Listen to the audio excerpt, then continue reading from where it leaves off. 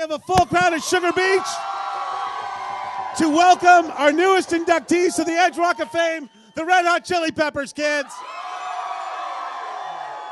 Left to right across your radio dial, Josh, Anthony, Flea, and Chad. And first of all, thank you so much for coming, and thank you so much for being part of our station and everyone's, wherever radio has been around the world in Canada, which is, you have been the band that's been the most played band on the radio around here.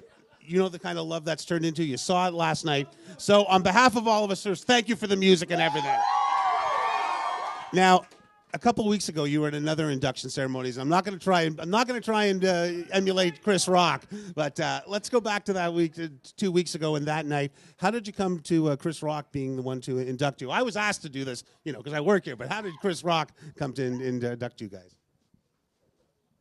I don't really know, but I just wanted to say, when are they going to put Rush in the Hall of Fame?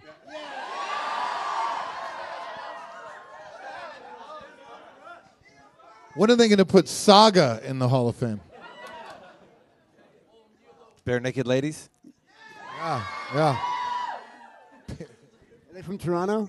They must be. Sure are. They're from here, right? Shadowy Men on a Shadowy Planet. Right? Okay, so Triumph. What about that band with Neil Young and Rick James? They're from Toronto. You guys know about that band? Yes. What were they called? The Penguins or something? Ponies? Yeah. It was George Clinton. You were thinking too, right? George Clinton spent time in Toronto too. So, bottom line, it's been a time of great appreciation being shown to you by those behind the scenes, by those on this side of the wagon. So, just some perspective of and in the midst of it, playing these shows, what you've drawn from these, because it's awfully nice to be honored, isn't it? It's nice to be honored. It's nice to be in Canada. I remember, I think the first time we ever played in Canada was possibly Victoria. Harpo's in Victoria. Harpo's in Victoria, where Flea met the mother of his first lovely child. So, but then came back and met her here, though, was the real meeting. well, second meeting in Toronto, but clearly we have a connection with Canada, and it feels nice to be here right now. And so we're all your godparents in a way for you guys. Yeah. We're looking at a sea of godparents. And then on that note, I would like to, on behalf of everyone here, we'll all do it, give an official warm Toronto welcome to Josh here into the band.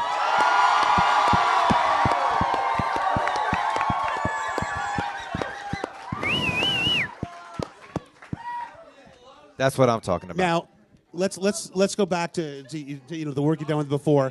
Had to have been one of the most seamless changing in the lineup cards ever with you coming into it. And I remember reading about those first shows that you guys did with him lately, Flea out of your home, and you had some really nice things to say. It was a very smoothless transition, which is obviously giving you guys a new sense of energy, and you're having a lot of fun.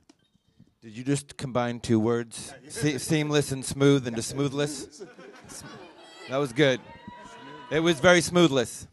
We were lucky. We got very lucky. We had a friend that we liked playing music with, and it's just a lot easier than having to go out and, scan the globe for someone that we got along with. So, yeah, it was smoothless. Thank you. And Josh, how are you enjoying it?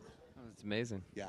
You know what? I'd like to say on the new record, I'm With You, there's a whole bunch of different sounds and textures that have really make the record interesting listen, and really you should be complimented to the energy that you brought to it.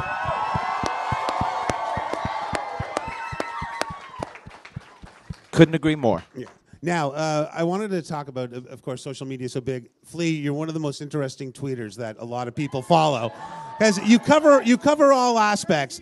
And there was one great tweet you had last week was you really like TM, but you're not happy because the way they kicked Andy Kaufman out. And that was just a great example of some of the subjects you cover in your tweets. Yeah, well, that was pretty reprehensible behavior by them. And as with all spiritual traditions, which have so many profound, beautiful things about it, they often become, power-hungry weirdos who think they can manipulate other people's lives. And Andy Kaufman really loved TM. They should have welcomed him in, such a great artist and human being as he was. Well said. Great aspect of the new record I found the videos have been incredibly exciting and fun. Let's talk about them. First of all, the Monarchy of Roses one, which the little tribute to Raymond Pettibone on that with the animation. Just a little bit, yeah. Yeah. So how did that come about?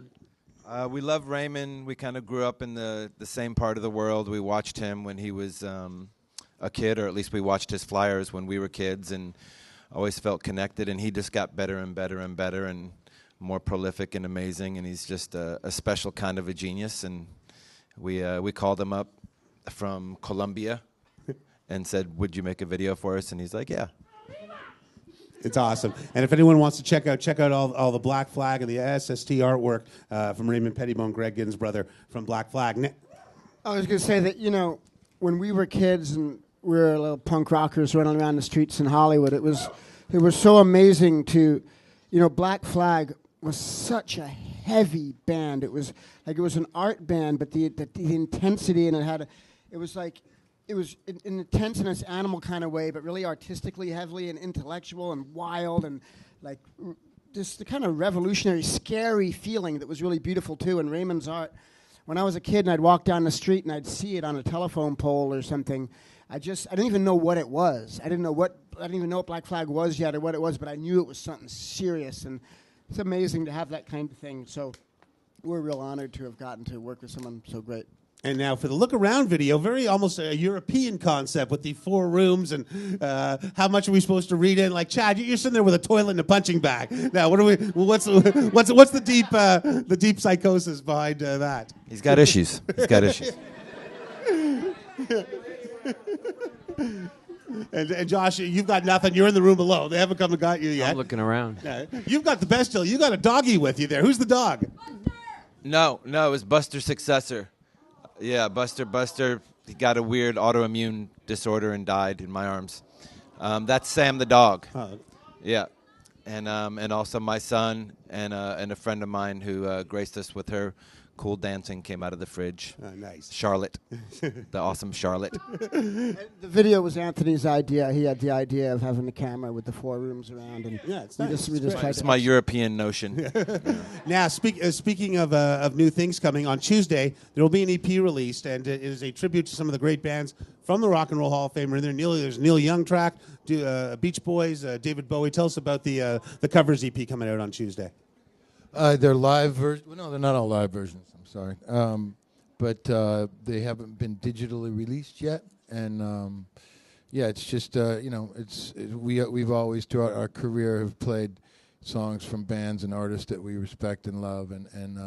So these are the ones that are in the Hall of Fame. And we just thought it would be cool to put out our versions and for the fans and show our respect. And included in that is a Neil Young cover of Neil Young's "Everybody Knows This Is Nowhere." Yeah. So cool. Yeah, thank you very much. Now, playoffs, the NBA playoffs starting today. Let's talk to the hoop fans first. What do you think of your Lakers? Break it down for us, there, boys. Break it down. You don't have anything to say about this, do you? Just looking forward to getting Meta World Peace back on the court. Of course, wanting James Harden to be healthy as hell, but not very pleased with ESPN demonizing a human being like that. It's really unhealthy, sensationalist bullshit. Now, that's the general sentiment, by the way. Yeah. And I should say, we do have a big hockey fan in the band. And Chad, big props. Our friend Dave Hodge says hello to you. And I know your Red Wings got knocked out, but you're putting your love behind the Kings now for the rest of the playoffs? Let's see. Yeah. There you go. Whenever an 8 seed can upset a 1st seed, Vancouver. You guys big Vancouver fans here, right? What? They're so nice. Those fans, the way they celebrate their losses, burn the city down.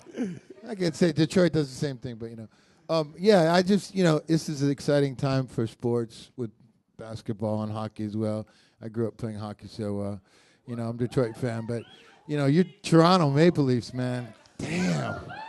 And thank you, Josh, for wearing the Leaf jersey last night on stage. Yeah. Now, Questione, I think one of the great rock autobiographies is Scar Tissue. It was one of the fantastic reads.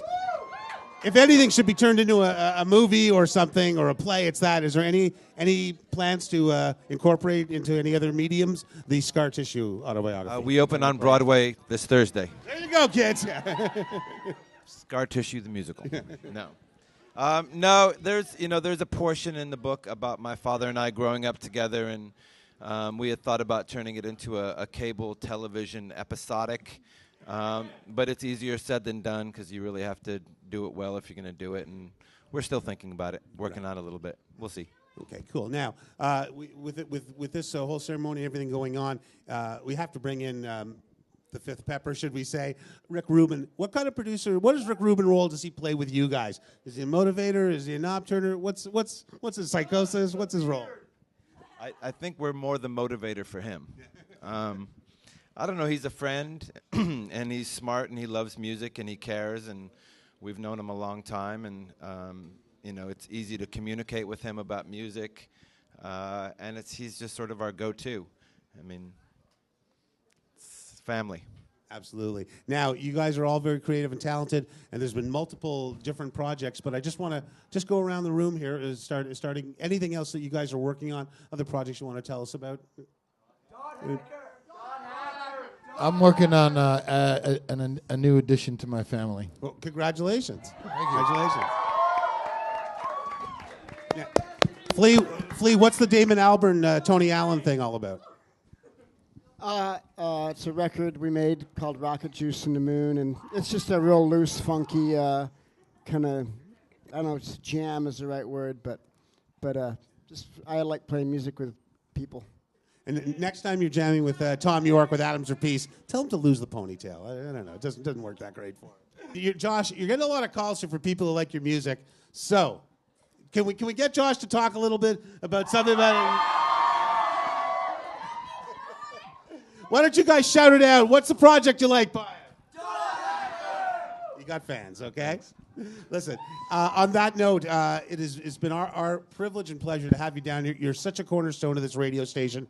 And the most important thing is don't stop. Keep making the music. Because every time you come back, it's another pillar of belief that rock and roll, it may not be able to change the world, but it sure makes it better to get up in the morning. So on behalf of everybody, thank you, Red Hot Chili Peppers. Thank you, Booker. Thank you, Toronto. Thank you, everybody, for all the support. The new inductees to the Edge Rock of Fame, the Red Hot Chili Peppers on 102.1 The Edge.